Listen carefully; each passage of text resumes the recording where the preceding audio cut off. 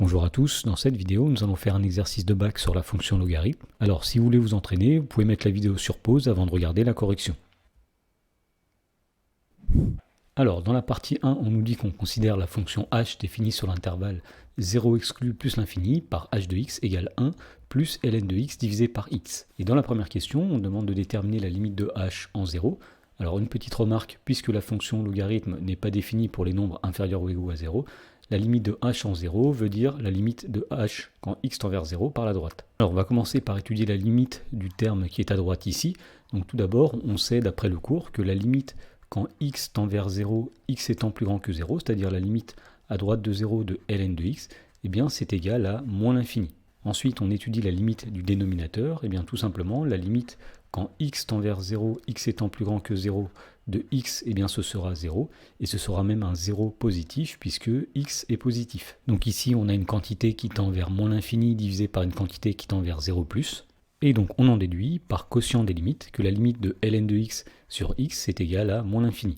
Ensuite on va étudier la limite de 1, mais ça c'est facile, on va dire que la limite quand x tend vers 0, x étant positif de 1, eh bien c'est égal à 1.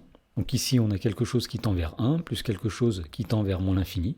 Eh bien on en déduit par somme des limites que la limite quand x tend vers 0 par la droite de h de x, eh bien ce sera moins l'infini. Dans la question numéro 2, on demande de déterminer la limite de la fonction h en plus l'infini.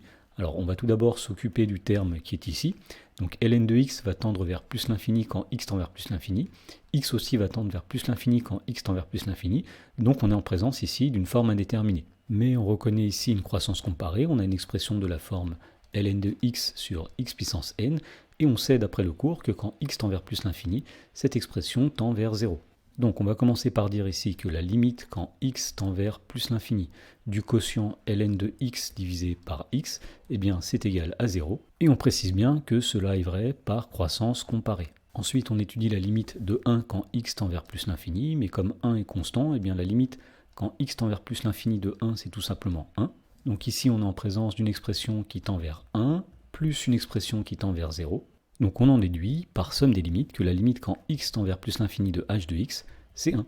Dans la question numéro 3, on nous dit qu'on note h', la fonction dérivée de h, et on demande de démontrer que pour tout nombre réel x de l'intervalle 0 plus l'infini, eh bien h' de x est égal à 1 moins ln de x sur x au carré. Alors pour dériver la fonction h, eh bien ici on a une somme, donc on va tout simplement dériver chaque terme de la somme. Donc la dérivée de 1, on sait que ça vaudra 0. Et pour la dérivée de ln de x sur x, eh bien on reconnaît ici une fonction de la forme u sur v. Et on va appliquer la formule qui dit que la dérivée de u sur v, c'est u'v moins uv' divisé par v carré. Donc on va écrire ici que pour tout nombre réel x appartenant à l'intervalle 0 plus l'infini, eh bien h' de x, ce sera égal donc tout d'abord à la dérivée de 1, c'est-à-dire 0, plus la dérivée de ln de x sur x. Alors on va choisir ici u qui est égal à ln de x. Donc la dérivée de u, eh bien c'est tout simplement 1 sur x, c'est un résultat à connaître. La dérivée de ln de x, c'est 1 sur x. Ensuite pour v, on va choisir donc x, et la dérivée de v, v', c'est égal à 1. Et donc ensuite on applique la formule que nous avons rappelée ici, donc u'v moins uv' sur v carré. Autrement dit, nous allons faire ici u'v, c'est-à-dire 1 sur x multiplié par x, moins uv', c'est-à-dire ln de x multiplié par 1, le tout divisé par v au carré, c'est-à-dire divisé par x carré. Voilà, on a presque fini ici, on va simplement réduire le numérateur. Alors tout d'abord, 1 sur x multiplié par x, ça donne 1, donc ici nous avons 1 moins ln de x fois 1, c'est-à-dire ln de x, le tout divisé par x au carré. Dans la question numéro 4, on demande de dresser le tableau de variation de la fonction h sur l'intervalle 0 plus l'infini. Donc pour faire ça, il suffit simplement d'étudier le signe de la dérivée, et la dérivée étant un quotient, il suffit d'étudier le signe du numérateur et le signe du dénominateur. Alors on va commencer par étudier le signe du numérateur, et pour savoir quand est-ce que le numérateur est positif, eh bien on va résoudre l'inéquation 1 moins ln de x supérieur ou égal à 0. Donc pour résoudre cette inéquation, eh bien on va tout d'abord isoler le terme en ln de x, donc on va passer le moins ln de x de l'autre côté. Autrement dit, cette inéquation est équivalente à 1 supérieur ou égal à ln de x, et ensuite pour avoir x, eh bien, il va falloir faire disparaître le logarithme, et pour cela on va utiliser la fonction exponentielle. Donc on va prendre l'exponentielle des deux côtés. À gauche on va avoir exponentielle de 1, à droite on va avoir exponentielle de ln de x, et puisque la fonction exponentielle est croissante sur grand R, on ne va pas changer le sens ici de l'inégalité. Et donc cette inéquation est équivalente à, donc à gauche exponentielle de 1, on le note aussi tout simplement e, et à droite exponentielle de ln de x, ça va se simplifier, il va rester x. Donc finalement ce qu'on a montré, c'est que l'expression 1 moins ln de x sera positive lorsque x est plus petit que e. Voilà, donc maintenant que nous avons étudié le signe de 1 moins ln de x, on va pouvoir faire le tableau de signes de la dérivée, et ensuite le tableau de variation de la fonction. Donc dans la première ligne, nous allons mettre x. On sait que x va de 0 à plus l'infini, puisque la fonction est définie sur 0 plus l'infini. Ensuite, nous mettons tout d'abord le numérateur 1 moins ln de x. Ensuite, le dénominateur qui est x au carré. Nous mettrons ensuite le signe de la dérivée, qui est h' de x. Et enfin, nous mettrons les variations de la fonction h. Donc on va commencer par remplir la première ligne. Alors on avait dit ici que 1 moins ln de x sera positif quand x est inférieur à e. Donc nous allons placer e dans la ligne x et nous mettrons un plus à gauche de e, c'est-à-dire quand x est plus petit que e. Et donc il y aura finalement un moins à droite ici. Alors une petite remarque, l'expression ln de x n'est pas définie pour x égale à 0, donc ici nous mettrons une double barre pour dire que 0 est une valeur interdite. Ensuite nous étudions le signe de x au carré. Alors on sait que x au carré est toujours positif et qu'il s'annule quand x vaut 0. Et on en déduit maintenant le signe de h' de x grâce à la règle des signes. Donc tout d'abord, h' de x n'est pas défini quand x est égal à 0. Ensuite, eh bien, si x vaut e, puisque le numérateur vaut 0, eh bien h' de x vaudra 0 aussi. Et enfin, pour savoir le signe que nous allons mettre dans cette case, nous regardons la case d'au-dessus, il y a un plus. Celle d'au-dessus, il y a un plus par plus, ça donne plus. Et pour la case qui est ici, alors au-dessus, il y a un plus. Au-dessus, il y a un moins par plus, ça donne moins. Et on termine en donnant les variations de la fonction h. Donc tout d'abord, il y a une valeur interdite quand x vaut 0. Puisque la dérivée est positive sur l'intervalle 0e, la fonction h sera croissante sur cet intervalle. Et puisque la dérivée est négative sur l'intervalle e plus l'infini, la fonction h sera décroissante sur cet intervalle. Et enfin, pour que le tableau soit complet, il faut mettre les valeurs des images ainsi que les limites. Alors on avait dit que la limite quand x tend vers 0 de h de x, c'est moins l'infini, et que la limite quand x tend vers plus l'infini de h de x, c'est 1. Il nous reste donc à calculer l'image de e par la fonction h, autrement dit, on va calculer h de e. Alors h de e, c'est lorsqu'on remplace finalement x par e dans l'expression h de x, c'est 1 plus ln de e divisé par e. Alors on sait que ln de e est égal à 1, autrement dit, c'est 1 plus 1 sur e. Alors on peut encore écrire ceci sous la forme 1 plus exponentielle de moins 1. Donc ici, nous allons mettre 1 plus e de moins 1.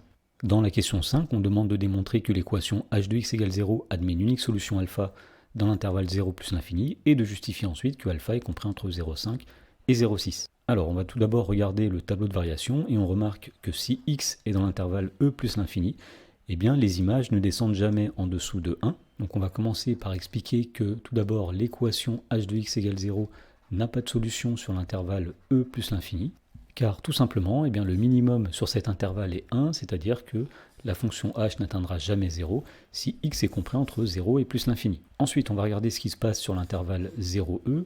On voit que la fonction part de moins l'infini et qu'elle arrive à 1 plus exponentielle de moins 1 qui vaut à peu près 1,3. Donc effectivement, il y a un moment donné où cette fonction-là va passer par 0. Alors pour le prouver, eh bien, on va utiliser le corollaire du théorème des valeurs intermédiaires. Et donc tout d'abord, on explique qu'on est bien dans les hypothèses de ce théorème, puisque sur l'intervalle 0e, eh bien tout d'abord la fonction h est continue, ensuite la fonction h est strictement croissante sur cet intervalle, et enfin le nombre 0 appartient à l'intervalle image, c'est-à-dire qu'il est dans l'intervalle limite quand x tend vers 0 de h de x, h de e, qui est l'intervalle moins l'infini, 1 plus 1 sur e. Et donc on en déduit que d'après le corollaire du théorème des valeurs intermédiaires, eh bien l'équation h de x égale 0 admet une unique solution alpha sur l'intervalle 0e, et puisqu'il n'y avait pas de solution sur l'intervalle e plus l'infini, eh bien cette équation admet une unique solution sur l'intervalle 0 plus l'infini. Alors on demandait aussi de démontrer que alpha est compris entre 0,5 et 0,6. Donc pour cela on va calculer tout d'abord l'image de 0,5 par la fonction h, on va aussi calculer l'image de 0,6 par la fonction h. Alors, lorsqu'on utilise une calculatrice et qu'on remplace x par 0,5, on trouve que h de 0,5 est à peu près égal à moins 0,39. Et même chose, lorsqu'on remplace x par 0,6 et qu'on calcule, on trouve que h de 0,6 est à peu près égal à 0,15. Autrement dit, h de 0,5 est négatif et h de 0,6 est positif. Sachant que alpha est l'endroit où la fonction passe de négatif à positif, eh bien ça veut dire que alpha sera situé entre 0,5 qui a une image qui est négative, et 0,6 qui a une image qui est positive. Donc effectivement, on a bien l'encadrement 0,5 plus petit que alpha plus petit que 0,6. Dans la partie 2, on nous dit que dans cette partie, on considère les fonctions f et g définies sur 0 plus l'infini par f de x égale x ln de x moins x et g de x est égal à ln de x. Alors on note c de f et c de g, les courbes représentatives des fonctions f et g dans un repère orthonormé, et pour tout nombre réel a strictement positif, on va noter t indice a la tangente à la courbe de f au point d'indice a et d indice a la tangente à la courbe de g au point d'indice a. Alors effectivement, les courbes sont représentées ci-dessous. Ici, nous avons la courbe de f, et si on a un point A qui est situé ici, eh bien la tangente TA est située comme ceci. Et même chose, la tangente DA, ce sera la tangente à la courbe de G au point d'abscisse A. Alors on nous dit qu'on recherche d'éventuelles valeurs de A pour lesquelles les droites TA et DA sont perpendiculaires, ce qui n'est pas le cas finalement sur la figure qui est ici. Donc on commence par nous dire soit A un nombre réel appartenant à l'intervalle 0 plus l'infini, et dans la première question, on demande de justifier que la droite D indice A a pour coefficient directeur 1 sur A. Alors pour faire cette question, eh bien, il faut se souvenir du lien qu'il y a entre coefficient directeur d'une tangente et nombre dérivé au point où passe cette tangente. Et bien tout simplement, le coefficient directeur ici, ce sera le nombre dérivé en ce point. Et donc puisque la droite D est tangente à la courbe de G au point d'abscisse A, eh bien, le coefficient directeur de la droite DA, eh bien, ce sera le nombre G' de A. Or, eh bien, la fonction G, on peut calculer sa dérivée. Pour tout x strictement positif, on sait que G' de x, eh bien, c'est 1 sur x, puisque la dérivée de ln de x, c'est 1 sur x. Donc on en déduit finalement que G' de A, eh bien, c'est quand on remplace finalement x par A, c'est-à-dire tout simplement 1 sur A. Voilà, donc finalement, on a bien démontré que le coefficient directeur de la droite DA, qui est G' de A, est égal à 1 sur A. Dans la question 2, on demande aussi de justifier que la droite T indice A pour coefficient directeur ln de A. Donc là encore, c'est le même principe. On va dire que le coefficient directeur de la droite T indice A, qui est la tangente en A, eh bien, ce sera le nombre f' de A. Donc il va falloir tout d'abord calculer f' de A, c'est-à-dire qu'il va falloir calculer la dérivée de la fonction f. Alors pour tout x strictement positif, eh bien, f' de x sera égal. Donc tout d'abord, on va dériver l'expression x ln de x. Donc ici, on reconnaît un produit u fois v.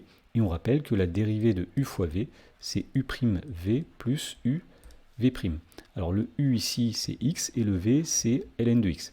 Donc si on fait u'v, c'est-à-dire la dérivée de x fois ln de x, ça va donner 1 fois ln de x, plus u fois v'. Alors ici nous ferons x fois la dérivée de ln de x, c'est-à-dire x multiplié par 1 sur x. Et donc on obtient ici ln de x plus x fois x, c'est-à-dire 1. Mais on a oublié de dériver le moins x derrière. Alors la dérivée de x c'est 1, donc ici il faut ajouter moins 1, ici moins 1, et on trouve donc que f' de x est égal à ln de x. Et donc par conséquent, eh bien, f' de a, ce sera tout simplement lorsqu'on remplace x par a, c'est-à-dire ln de a. On retrouve bien finalement que le coefficient directeur de la droite TA, qui est f' de a, est égal à ln de a.